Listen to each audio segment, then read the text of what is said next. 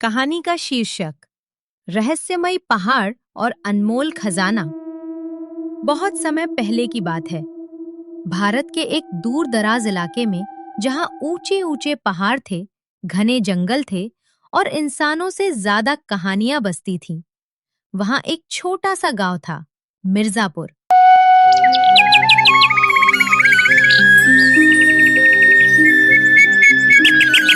गांव के लोग गरीब थे, लेकिन उनके दिलों में एक उम्मीद जरूर जिंदा थी, क्योंकि उस गांव से जुड़ी थी एक खजाने की कहानी।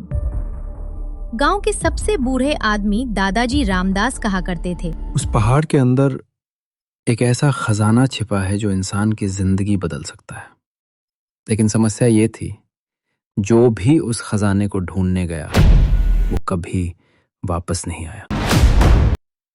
उसी गांव में रहता था रोहन, एक गरीब लेकिन साहसी नौजवान।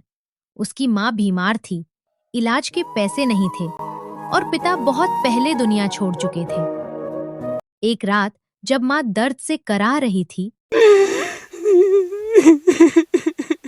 रोहन ने आसमान की ओर देखकर कहा, हे भगवान, अगर वो खजाना सच में है तो मैं उसे ढूंढ कर रहूंगा।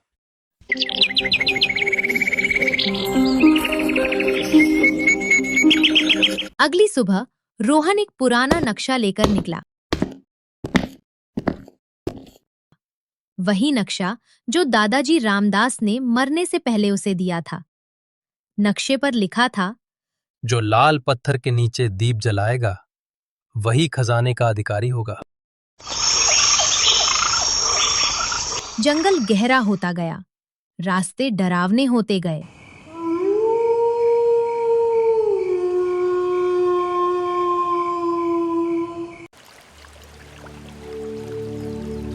अचानक धड़ाम, रोहन एक गड्ढे में गिर पड़ा। वहां उसे मिला एक बूढ़ा साधु। साधु ने आंखें खोली और कहा, बेटा रोहन, खजाना सिर्फ सोने चांदी का नहीं होता, कभी कभी उसकी कीमत इससे कहीं ज्यादा होती है।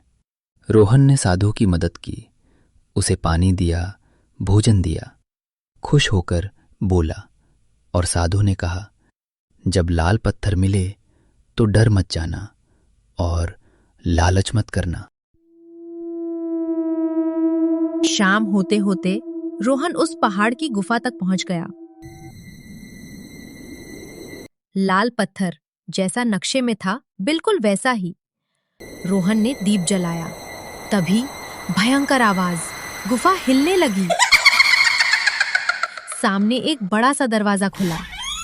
अंदर सोने के सिक्के, हीरे जवाहरात, अनगिनत दौलत। रोहन की आंखें चमक उठीं। लेकिन तभी साधु की बात याद आई। लालच मत करना। रोहन ने सिर्फ उतना ही सोना उठाया जितना उसकी मां के इलाज के लिए जरूरी था।